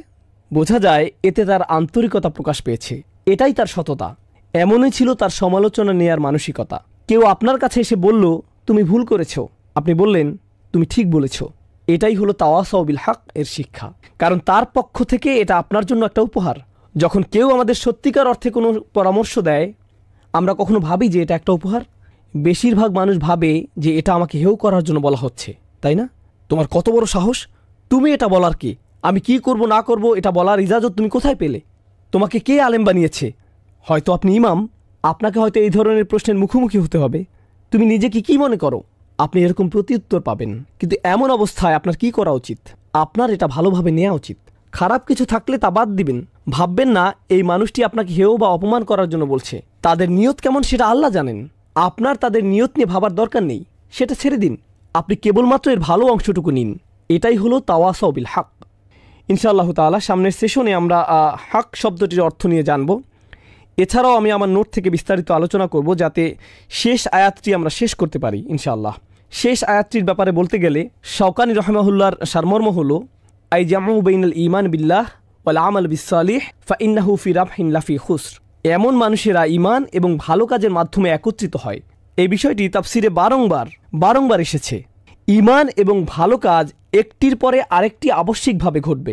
আপনি যদি ভালো কাজ করেন আপনার ঈমান বৃদ্ধি পাবে। আপনার যদি ঈমান থাকে আপনি ভালো কাজ না করে থাকতে পারবেন না। আপনার কেমন ধরনের ঈমান আছে যা আপনাকে কোনো ভালো কাজের দিকে নিয়ে যায় না? এটা অসম্ভব। আর এমন কোনো ভালো কাজ নেই যাতে আপনার ঈমান বৃদ্ধি পায় না। বুঝতে পারছেন? এই দুইটি এভাবেই একে অপরের সাথে সম্পর্কযুক্ত। অতএব যদি কেউ এই দুইটি করতে পারে ফাইন্নাহুম ফি রিব, তারা অবশ্যই লাভ করবে, তাদের কোনো ক্ষতি হবে না। যদি কেউ ঈমান এবং ভালো কাজের মধ্যে সমন্বয় ঘটাতে পারে তাদের কোনো ক্ষতি হবে না। যদি কেউ ঈমান এবং ভালো কাজের মধ্যে সমন্বয় ঘটাতে পারে। দুর্ভাগ্যবশত অনেক মুসলিমই মনে করেন তাদের ঈমান তথা তাদের ইসলাম অনেক সুন্দর। তারা জান্নাতের জন্য অপেক্ষা করে, কারণ তারা লা ইলাহা ইল্লাল্লাহ মুহাম্মাদুর রাসূলুল্লাহ পড়েছে। ধর্মতাত্ত্বিক ঐতিহাসিকভাবে কোনো ধরনের বিতর্কগুলো না জেনেই এই মাযহাবে ঈমান ও আমল নিয়ে এটা বলা হয়েছে, বা অন্য মাযহাবে ভিন্ন কথা এসেছে, এ ধরনের কোনো বিতর্কে না গিয়েই মনোবিজ্ঞানের দৃষ্টিভঙ্গি থেকে বললে মানুষ মূলত কোথাও আশ্রয় চায়। যেমন খ্রিস্টানদের কাছে একটা আশ্রয় আছে। আমি ইতোমধ্যে ঈশ্বরের নাম নিয়েছি, আমি এটা উচ্চারণ করেছি, আমি বলেছি যে যিশুকে ভালোবাসি, এখন আমি যা ইচ্ছা তাই করব। হয়তো মাদক ব্যবসা করব, এতে আর কোনো সমস্যা নেই, আমি বেঁচে যাব। আমাদের মুসলিম সমাজেও এই একই মানসিকতা রয়েছে। যখন কেউ বলে আমি একজন মুসলিম, হ্যাঁ আমি হয়তো কিছু ভুল কাজ করি, আমি হয়তো অনেক হারাম কাজ করি, কিন্তু ভাই আমার তো টিকিট কাটা হয়েই গেছে। আমি একবার বলেছি লা ইলাহা ইল্লাল্লাহ, আমি তো পড়েছি মুহাম্মাদুর রাসূলুল্লাহ সাল্লাল্লাহু আলাইহি সাল্লাম, এটাই যথেষ্ট, আমার আর কোনো চিন্তা নেই, কারণ আমার ঈমান আনা হয়ে গিয়েছে। এই সূরায় আমরা স্পষ্ট দেখতে পাচ্ছি ইল্লাল্লাযীনা আমানু যথেষ্ট নয়, ও আমিলুস সলিহাত ওয়া তাওয়াসাউ বিল হক ওয়া তাওয়াসাউ বিস সবর। যখন আপনি পুরো 4টি কাজ করবেন তখনই আপনি মুক্ত হবেন, তার আগ পর্যন্ত আপনি মুক্ত নন। এ থেকে আমরা আরও একটা বিষয় বুঝতে পারলাম, তা হলো যদি আপনার মনে হয় আপনার ঈমান আছে আর এসবের কিছুই আপনি করছেন না, তাহলে সম্ভবত আপনার ঈমান নেই। হয়তো আপনি ভাবছেন যে আপনার ঈমান আছে, কিন্তু আসলে নেই। বেদুইনরাও ভাবতো তাদের ঈমান আছে। ক্বালাতিল আরাবু আমান্না সূরা হুজরাতে এসেছে, তারা বলতো আমাদের ঈমান আছে। আল্লাহ বলেন কুল্লাম তুমিনু, না তোমাদের এখনো ঈমান নেই, ওয়ালাকিন কুলু আসলামনা, তোমাদের কেবলমাত্র ইসলাম আছে। ওয়ালাম্মা ইয়াদখুলুল ঈমানু ফি কুলুবিকুম, ঈমান এখনো তোমাদের হৃদয়ে প্রবেশ করেনি। এর প্রমাণ কি? ওয়া ইন তুতিউল্লাহ ওয়া রাসূলাহু, যদি তোমরা আল্লাহ ও তার রাসূলের আনুগত্য করো, এখানে কি কাজের কথা বলা হয়নি? আল্লাহ বলছেন তোমাদের ঈমান নেই, তোমাদের শুধু ইসলাম আছে, ঈমান এখনো তোমাদের হৃদয়ে ঢোকেনি। একে ঢোকানোর জন্য তোমাদের কি করা উচিত? আল্লাহ ও তার রাসূলের আনুগত্য করো, কাজ করো, তোমাদের কোনো কাজই বৃথা যাবে না। সুবহানাল্লাহ। এটাই হলো এই দুইটি বিষয়ের সম্পর্ক। আর কিছু নোট বাকি আছে, আগামী 5 মিনিটের মধ্যে ইনশাআল্লাহ আমরা এটা শেষ করব। আমি দ্রুত এটা শেষ করব। জামাখশারি তাওয়াসাউ বিল হকের উপর মন্তব্য করেছেন, হক বলতে তিনি বলছেন এর সাথে তাওহীদ যুক্ত, এর সাথে আল্লাহ ও তার রাসূলের আনুগত্য যুক্ত, দুনিয়াবী জীবনের প্রতি উপেক্ষা এবং আখিরাতমুখী জীবন এর সাথে যুক্ত। শাওকানি তাওয়াসাউ বিল হক নিয়ে বলেছেন ওয়াসা বাদুহুম বাদাম বিল হক আল্লাযী ইয়াহাক্কুল কিয়াম বিহি। তারা একে অপরকে সত্যের পথে ডাকে, উপদেশ দেয়, সত্যের উপর তারা মিলিত হয় যাতে সত্য প্রতিষ্ঠিত হতে পারে। অর্থাৎ তারা একে অপরকে সত্যের উপদেশ দেয় যাতে তা বাস্তবায়ন করা যায়। কাতাদা বলেন বিল হক আই বিল কুরআন। অসাধারণ। কাতাদা রাহিমাহুল্লাহ বলেন যখন তারা একে অপরকে সবচেয়ে সুন্দর পরামর্শ দেয় যা হলো সত্য, তিনি বলেন এখানে সত্য বলতে কোরআনকে বোঝানো হয়েছে। তারা একে অপরকে ভালোবাসা, সহমর্মিতা এবং অন্যের প্রতি উদ্বেগের সাথে কোরআনের আয়াত স্মরণ করিয়ে দেয়। তাহলে আমরা একে অপরকে আল্লাহর আয়াত স্মরণ করিয়ে দেব। আল্লাহ তাআলা আমাদের সবাইকে এমন হওয়ার তৌফিক দিন। তাহলে আই বিল কুরআন ওয়া কিলা বিত তাওহীদ, এখানে বলা হচ্ছে তারা একে অপরকে তাওহীদের মাধ্যমে স্মরণ করে। বেশিরভাগ মানুষ একে প্রথম অর্থে নিয়েছেন, অর্থাৎ যে কোনো সত্য, যে কোনো ভালো কাজ যা বাঁচার জন্য প্রতিষ্ঠিত হওয়া প্রয়োজন। ইবনে কাসির রাহিমাহুল্লাহ বলেন আল্লাযীনা আমানু বিকুলুবিহিম, যারা সত্যিকার অর্থেই অন্তর থেকে বিশ্বাস করে, ও আমিলুস সলিহাতি বিজাওয়ারিহিম, আর তারা তাদের প্রতিটি অঙ্গ দিয়ে ভালো কাজ করে। অর্থাৎ যখন তারা অন্তরকে সমর্পণ করলো, তাদের পুরো শরীরও ভালো কাজের প্রতি সমর্পণ করলো। ওয়াতাওয়াসাউ বিল হক ওয়া হুয়া আদাত তাআত, এবং তারা একে অপরের সাথে সত্যের উপর মিলিত হয় এবং সকল আনুগত্যের কাজ করে। ওয়াতারকুল মুহাররামাত, এবং যে সকল হারাম কাজ আছে তা থেকে দূরে থাকে। ওয়াতাওয়াসাউ বিস সবর আই আলাল মাসাইল ওয়াল আকবার, তারা একে অপরকে কঠিন সাধনার পরামর্শ দেয়। অর্থাৎ সকল ধরনের বাধা বিপত্তি, সব ধরনের পরিস্থিতিতে তারা তাদের অধ্যবসায়, তাদের সবর বজায় রাখে। এমনকি ভালো কাজের প্রতি আদেশ এবং খারাপ কাজের প্রতি নিষেধ করার কারণে তারা যদি নির্যাতনের শিকার হয়, অর্থাৎ যখন আপনি ভালো কাজের প্রতি আদেশ দিবেন এবং খারাপ কাজ থেকে দূরে থাকতে বলবেন, তখন আপনাকে এর ফল ভোগ করতে হবে। আপনি সমস্যায় পড়বেন, আপনি হয়তো নির্যাতনের শিকারও হবেন, আর সেই সময় একে অপরকে সবর করার কথা বলবেন। ইয়া তাবিরু তাওয়াসাউ বিল হক মিনাল খাস বাদাল আম। অন্যরা তাওয়াসাউ বিল হক নিয়ে বলেছেন, এখানে শাওকিতি রাহিমাহুল্লাহ বলছেন এটা সাধারণের বাইরে একটি বিশেষ কাজ। তিনি এখানে বলতে চেয়েছেন যে আমিলুস সলিহা, তারা ভালো কাজ করে এবং একে অপরকে ভালো কাজের কথা বলাও একটি ভালো কাজ, এবং একে অপরকে ভালো কাজের কথা বলাও একটা ভালো কাজ। তাহলে অনেক ভালো কাজের কথা বলে আলাদাভাবে একটি ভালো কাজের কথা কেন? এটা হলো আল খাস বাদাল আম, এটা হলো একটি বিশেষ ভালো কাজ যা সাধারণের বাইরে আলাদাভাবে বলা হয়েছে, তাই এটি বিশেষ গুরুত্বপূর্ণ, বা একে হয়তো সহজেই ভুলে যাওয়া যায়। এটাই তিনি বলতে চেয়েছেন। লিআন্নাহু দাখিল ফি আমালিস সলিহাত, কারণ এটা সাধারণ ভালো কাজের অন্তর্ভুক্ত। জামাখশারি তাওয়াসাউ বিস সবর নিয়ে বলেছেন আল্লাহ তার বান্দাকে যা দিয়ে পরীক্ষা করেন তার প্রতি সবর করা এবং খারাপ কাজের প্রলোভনে না পড়া। অন্যভাবে বললে বিশ্বাসীকে বিভিন্ন সময় প্রলোভনে ফেলা হবে, তাকে বিভিন্ন আকর্ষণীয় বস্তুর সম্মুখীন হতে হবে, সে লোভে পড়তে পারে, কামনা তাকে পেয়ে বসতে পারে, সেই সময় তাকে সবর করতে হবে, সেসবের প্রলোভনে পড়া যাবে না। আল্লাহ আমাদেরকে তার অবাধ্য হওয়া থেকে রক্ষা করুন। আর পরিশেষে এর ফলাফল ওয়াজআলা তাওয়াসাউ বিল হক ওয়াজআলা তাওয়াসাউ বিস সবর ওয়ালিল তাওয়াসাউ বিল হক দালিলিন আলা আযীমি কদরিহি। আল্লাহ সবরকে শেষে এনেছেন আর হককে আগে এনেছেন, যেন সত্যের কাছে সমর্পিত হওয়া যায়, কারণ এটা বেশি শক্তিশালী এবং গুরুত্বপূর্ণ। শাওকিতি রাহিমাহুল্লাহ এই আয়াতের ব্যাপারে বলছেন সবিরিন হলো তারাই যারা পরিস্থিতি যেমনই হোক না কেন ধৈর্যের প্রয়োজন হলে তারা তা বাস্তবায়ন করে। অপরকে ধৈর্য ধরতে বলা এক জিনিস, আর যখন ধৈর্য ধরার প্রয়োজন হয় তখন ধৈর্য ধরা ভিন্ন জিনিস। আমরা ধৈর্য হারিয়ে ফেলি, তখন কেউ যদি বলে ভাই তোমার একটু ধৈর্য ধরা দরকার, না না না এখন ধৈর্য ধরার সময় নয়, আমি জানি আমার ধৈর্য ধরা উচিত, কিন্তু তুমি বুঝতে পারছো না, এখন পরিস্থিতি ভিন্ন। বুঝতে পারছেন? যখনই আপনার ধৈর্য ধরার দরকার হয়, যখনই আপনার ধৈর্য ধরার প্রয়োজন হয়, তখনই আপনি বলেন এটা একটা বিশেষ পরিস্থিতি, তাই না? এই লোকের আসলে সবর নেই। যখনই তাকে সবরের কথা বলা হয় সে বলে আমি জানি আমার এটা করা উচিত, কিন্তু এখনকার পরিস্থিতি ভিন্ন, আমি জানি আমার করা উচিত কিন্তু এই মুহূর্তে না। এটা খুবই ভালো পরামর্শ, আমি জানি এটা কোরআনে আছে, আমার জন্য না, অন্তত এখন না। কিন্তু এই স্বভাবটি আমাদের বাদ দিতে হবে। এই বইয়ে যত উপদেশ আছে তা আমার জন্যই, এখনই, এমন কোনো সময় নেই যখন এটা কাজে লাগবে না। আর যখন আপনি এরকম বাছাই করা শুরু করেন, এটা তখন আপনার কাছে মূল্যহীন হয়ে যায়। এই উপদেশের কোনো দাম নেই। যখন আপনার এটা বেশি দরকার তখনই আপনি এটা বাদ দেন। যখন আপনাকে সবর করতে বলা হয়, যখন আপনার এটা দরকার, যখন আপনার রাগ লাগে আপনি ক্ষেপে যান। যখন আপনি আল্লাহর অবাধ্য হন তখনই তো এর প্রয়োজন। যখন আপনি অনেক ভালো মানুষের মধ্যে থাকেন, আমার ধৈর্য ধরা উচিত। হ্যাঁ, আমি ধৈর্য ধরলাম, এতে কোনো লাভ হবে না, এতে তেমন লাভ হবে না। যাই হোক, আমরা আজকে শেষ করব ইনশাআল্লাহ তাআলা।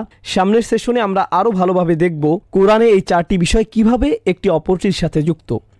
ইল্লাল্লাযীনা আমানু ওয়া আমিলুস সলিহাত ওয়া তাওয়াসাউ বিল হক ওয়া তাওয়াসাউ বিস সবর। আমরা এটা পড়ব ইনশাআল্লাহ তাআলা। আমর বিল হক ওয়া বিস সবর বা এর ব্যবহার জানব এবং এর অলংকারিক ব্যবহার জানব। বারাকাল্লাহু লি ওয়া লাকুম ফিল কুরআনিল হাকিম ওয়া নাফা'নি ওয়া ইয়্যাকুম বিল আয়াতি ওয়া যিকরিল হাকিম। আসসালামু আলাইকুম ওয়া রাহমাতুল্লাহি ওয়া বারাকাতুহু।